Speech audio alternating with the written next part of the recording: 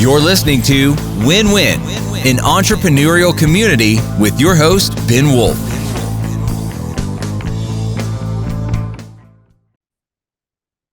And welcome to the Win-Win podcast. I am Ben Wolf.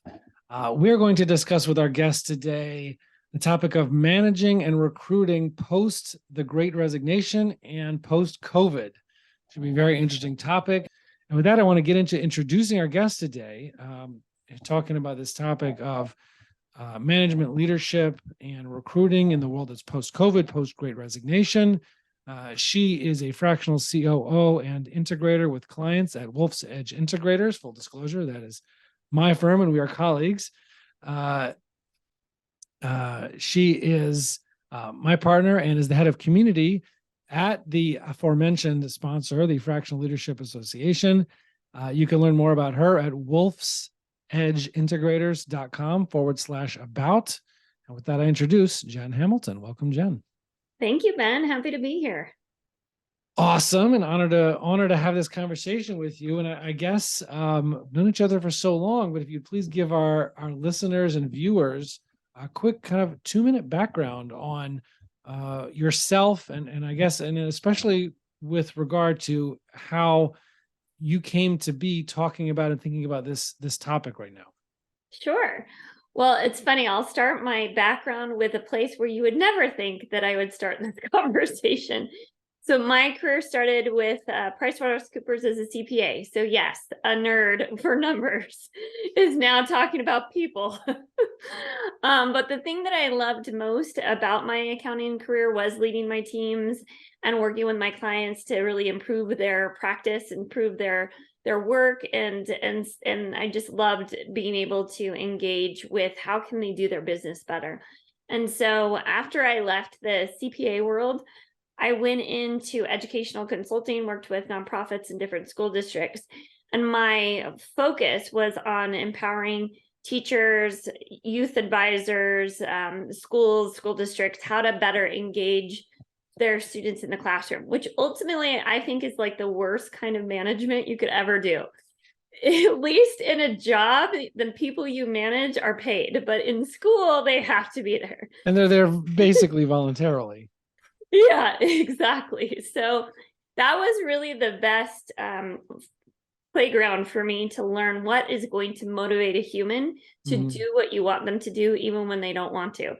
And so when I left educational consulting, that's when I went into my own consulting and worked to mostly support leaders and managers on how to have their team be accountable, put processes in place, and work well together. So I've always loved the people side, but that little accountant side of me can't leave the processes and the systems and the numbers and the metrics alone.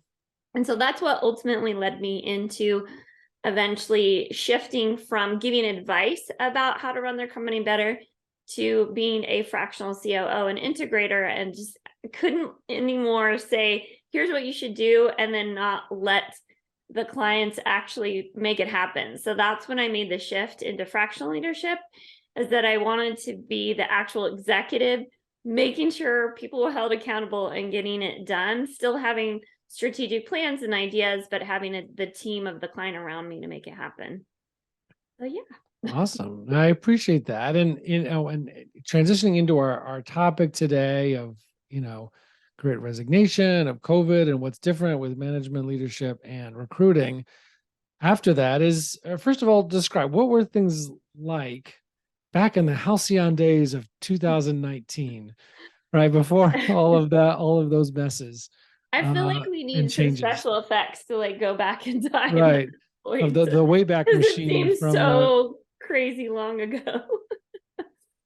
I think really what we saw was before COVID in 2019, it was still this millennial conversation or new workforce conversation. It was sort of blamed on them that they want like, oh, I need this culture based and I want to grow and I want to learn in my company. And so there was some movement within companies because of the shift in workforce and what they desire out of their companies to be more culture focused, to be more of a place where you can learn and you can grow. And we also saw people like leaving their companies. So that was happening before 2019 or before 2020 in 2019 and before. But what we also were seeing is that it was still the upper hand of the company. You still had sort of maybe your pick of the litter of folks, and you could get people to do what you needed to do. They weren't as maybe demanding as we'll talk about next of like during 2020 and beyond. Well, so what do you think prompted that change? Right. What caused this so-called Great Resignation? I think the big thing, I've done a lot of research and courses around this so that I can be a better leader within our team and with our clients. But ultimately, I just listen to my own heart and what I observed in family and friends, and I'm probably guessing you have too, which is when there's something as dramatic as a pandemic and there is death associated with it, people are sick, you start to just question your own mortality. Is this how I want to spend the rest of my life? Do I want to be in this job? Do I want to be in this marriage? Like we saw so much questioning of, is this what it's for?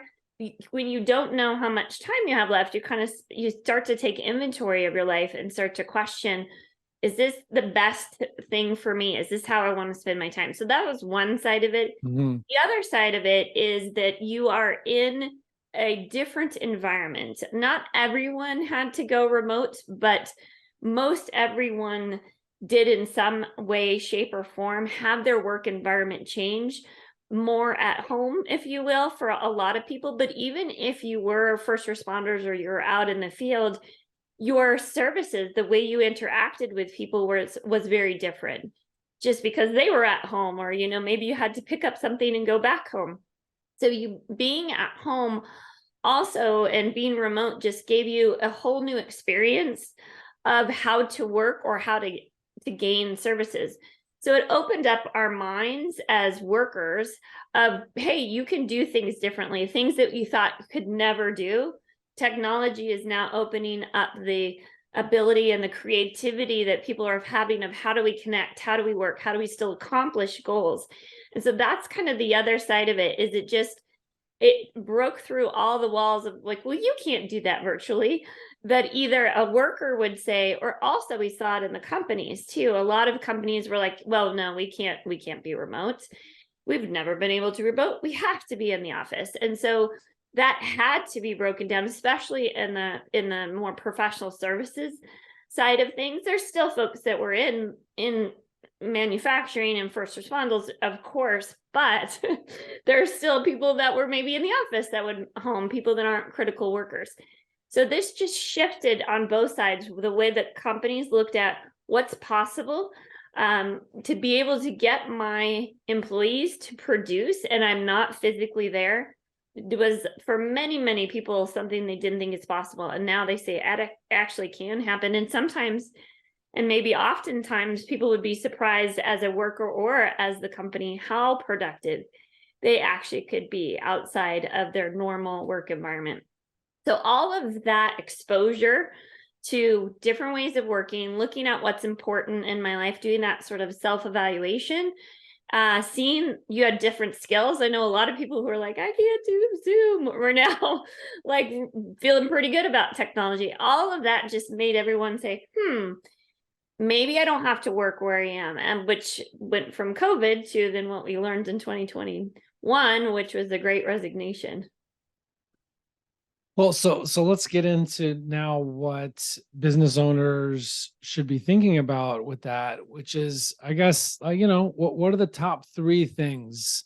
If you could walk through some of the main highlights of what people need to be doing differently, approaching things differently when it comes to recruiting now in this, post tectonic shift world. When it comes to recruiting, getting people, when it comes to keeping people, managing and leading people, what are some of the main things that we should be doing differently? So part of why I think it's really important to understand what changed in people's worlds is to then see, well, it makes sense. Then we need to approach how we attract people to our companies differently and how we retain them differently. So, and even how we manage them differently. So knowing that pretty much an entire planet in some way, shape, or form is questioning, is this worth it? What has happened in recruiting, and then definitely we see within management and in retaining your top talent, is that it's about attracting people to your culture and to your vision. So do you have one?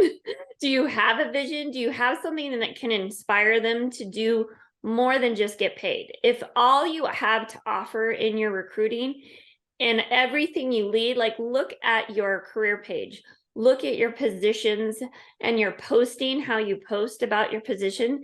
Is it leading with benefits? Is it leading with vacation time? Is it leading with the amount they get paid? Or is it leading with that we are a supportive team environment that is go-getters? You know, if that's your culture, or is that we're a caring environment and want to do best by our clients? What is the culture you have? Is that at the forefront of the message to bring in those folks? Because they're going to choose where they're going to work by the culture, by the people. And as I mentioned too, we want to keep growing. I first said this was a millennial thing before. Now it's a human thing. It's the desire to continue to make my life worthwhile. And I want to be seen as mastery, and I want to be seen as growing. If you want top talent, no, so these are the people that are the ones that you want to lead your company, whether they're in a leadership position or not, but lead through creativity, lead through problem solving. And so those are the folks that continually want to grow, and they want to know the culture around them is people who are growing. So in your recruiting, you need to make that clear. But in your management, you also need to make it happen. So you can't just bait and switch. Oh yeah, we're great. We support you. We're all about this mission. And then it's just, so did you get your stuff on time? And, you know, are you making me more money? If that's your culture, your first step then is to work on how do we really be a supportive team? And this doesn't mean that your company needs to bow down and do everything that your employee does. You don't want to go the other direction. It's not being, one of the things I think that people think of as servant leader is that I have to do whatever my employees, and that's not it at all. What you're doing is you're serving the whole. You're serving the whole company. You're serving the whole vision. So you're working together towards something bigger. If your team is working hard just to make you money, it's not very inspiring. But they're working hard so each other can achieve their own goals, or they're working hard so the clients or the product that is impacted by your company has them have a little bit better life. Bring that to light. Bring those to the conversation. Share that impact in your weekly updates or even in your metrics. So just start to bring into your culture the things that are going to be people coming to work saying, it's worth showing up. I don't need to go somewhere else because I'm getting value for my life out of my work. Right. Right. I appreciate it. It's right. So it goes from the recruiting side and what you're putting front and center to the culture, which goes to both the culture and the mission, I guess, or what's the ultimate purpose, and leading with that, because for many people that's going to be even more than the salary or the benefits. It's going to be relevant in this new environment. I would love to hear if you have examples or any stories from past clients or current clients, things that they've done or businesses that you're aware of, or your business or anything, to maybe carry out some of these lessons, you know, what was done before, what was done after. I have some very simple things around recruiting that I can share with. One of this is a small business, so it doesn't take really a lot of effort, a lot of team, or a lot of money. It's a small business. There's 6 of us total, including me as their fractional COO. And essentially, what just the simple changes that we did is in an annual meeting, we said, let's pause and figure out what are the attributes, what are the characteristics or the behaviors of our most successful team members. And so what we did is collectively, we thought about, you know, it's about being someone who is committed to continuous learning, someone who cares. So we came up with a list of what ended up being a dozen different attributes. And then we looked at that list and said, okay, how is this reflected in our recruiting? how is this reflected in our position that we are posting? What is it in the position on the career page? And what is it in the interview? So what we did is got really intentional. It's not like we had to go out and hire someone, but we just got really intentional with who is our ideal team worker, and then started to reflect some of that language in the posting and in the position description and in the career page. So a couple of things came out of that. One, I want to make sure I'm clear about what's the difference between a job posting and a job description, because a lot of people make that distinction. I'd appreciate it. Job description is like, what do you need to do, all of your characteristics or the behaviors, etc., the skills, the experience, that kind of thing. That's not what you want to use in your recruiting. Recruiting is marketing, trying to attract the right person. So you can link, or if people are applying, sure, they should see the job description so you're clearing your expectation. But your position is about that in that order. Like, what is our culture? Who do we stand for? What is our mission? And of course, you can share the benefits, because if you're not charging them at least minimum the market rate, then you're not going to get them either. But it's about selling the culture. And so the posting, think of it as, and if you really want to do this well, just go to your marketing people and say, help me market our culture.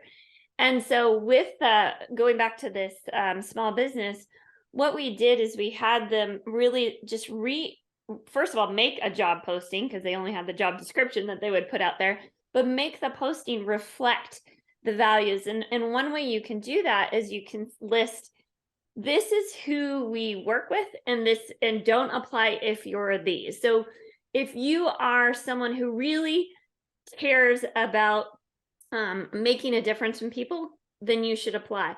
And then it was like, don't apply if you just want to show up and get a paycheck. So we made this distinction so that when you were reading it, it felt like, hey, they're speaking to me. I want to be a part of it. And you would do the same thing in marketing. So we reflected that. But here's what was kind of powerful about what happened is that in getting feedback from the team and saying, hey, do you like this, as we're starting to build the team and recruit more people, they would read it and be like, oh my God, I want to work there. Well, the funny thing is they already did, right? So it just re-engaged them and it got them excited. And I've seen just having this focus around their attributes and saying what's great about working here and reminding each other, connecting to the core values, etc., on an ongoing basis, the team is working better together. They're holding each other to these higher standards. They're acknowledging each other around these standards. So it's been really fun to see, even just focused on the recruiting, how it is impacting the way the team is collectively being more productive, but also being more engaged. All right. Awesome. So detailed question. Okay. Is there do you have to list the salary in the job posting, and is your answer different now than it would have been in 2019? So I first of all, a little caveat, I am not an employment attorney. Right, I know. I'm also not an HR compliance specialist. But that being said, always check with the people that are on your team that know that kind of stuff. What I would say is this, in terms of recruiting and just, you're one human communicating to another human and trying to see if you guys have something in common. On the posting, like, for example, just literally, what do you put in LinkedIn? What do you put in Indeed? You can say compensation is, above average or at market or whatever. You can just write a sentence about the compensation. Now, first of all, you got to make sure. So, if it's a bit more than you would say your competitors do, even if it's just a little bit more, you can talk about, compensation is above market or something like that. What I would also do is not then put it in the position description. Once somebody applies and you want them to interview, make sure they have the position description so they know what they're interviewing, because it is, like we said, different than the posting. But you still don't have to say the compensation at that point. You can give a range if you want, but ideally, if you can get to the point where you are asking in the interview, what is the salary compensation range that they're looking for, you're going to, it's kind of a race, right? who's going to say it first? They might ask you before they ideally, if you're the employer, you want to get them to admit first what is their range. But again, it's similar to marketing. Keep that marketing mind in place. If you are not being clear, at least even saying what is market value for our area, they may not want to apply. So you just got to give them something to know that you're in the right range. And another client that I had, an even smaller business, they put in the range. They actually said, or starting at this amount, because it was based at, which is fine too. And then you can say, based on experience, it can be different. But even still, we had someone we're like, oh my gosh, they're amazing when we're doing the interview. And then we got to the question of what is the salary expectation that you're looking for out of this position? And they were like, I don't know, probably a good 30,000 above, which is not a range we could make work. And we were like, of course, you're amazing, but you did not read the job description that said the range or really understand that. Yeah, was an attention to detail issue there too. You do want to make sure you give at least a little bit of information. So ideally, even though we did and it didn't work, you can scare away people who shouldn't be applying if they really want something else. Right. Well, so let me close with this one, because I know we're both in this fractional executive world. When it comes to attracting, recruiting, managing, or leading in the fractional executive world, would you say there's any differences now versus 3 or 4 years ago? I guess, and I don't really know what I'm asking. Is it from the perspective of the, of businesses looking to retain fractional executive talent, or or maybe fractional executive firms looking to bring on fractional executive solos, or people who want to go into the space to join their firm? I don't know. I guess you can answer either one you want, but do you see any impact of some of these trends when it comes to post-Great Resignation or post-COVID, when it comes to the fractional executive talent world? Well, there's this great book I read by this gentleman named Ben Wolf, who actually addresses this a little bit in your fractional leadership book, Ben. And I think what has happened post-COVID is actually a huge opening and opportunity in the fractional space. So whether you're hiring a fractional leader or you're thinking about being either solo or coming to a firm around a fractional leader, that whole world of going remote and being able to produce at extraordinary amounts, being able to hold people accountable virtually, has made the profession of fractional leadership possible. It has made the opportunity for companies to get, to quote something, get that executive talent you thought you couldn't afford. But it's true, right? You can actually get people that are all over the world. So for example, I'm on the West Coast. All my clients are on the East Coast. I would not want to fly that all the time. I like it. It'd be quite the daily commute of 3,000 miles. Exactly. So the opportunity, both sides. I love working with them. I actually like waking up early. So having clients on the East Coast is great for me, because I can start my day early and then I can do things with my family in the evening and the early afternoon. So it just gives opportunities on all sides. They can have my talent that I wouldn't if you had to get at me in like a 20-mile radius. And I get the opportunity to be able to give back to organizations that I truly love. I would say too, I think the other thing is, as a fractional leader, just hearing this conversation, or if you are serving in any level of leadership, even if you're not fractional, remember that the piece that is most important is that you show you care about your team that you're serving. Whether you're fractional or not, it does not matter. They are looking to you to support them in their career. So find out, what are their goals? Not just, what are their goals of like helping us achieve our goals, but what are their personal goals? Do they want to go back to school? Do they want to be able to have a little bit more time for their hobby? And see what you can do to help make that happen. Can you delegate something? Can you plow the way so that they can achieve their goals?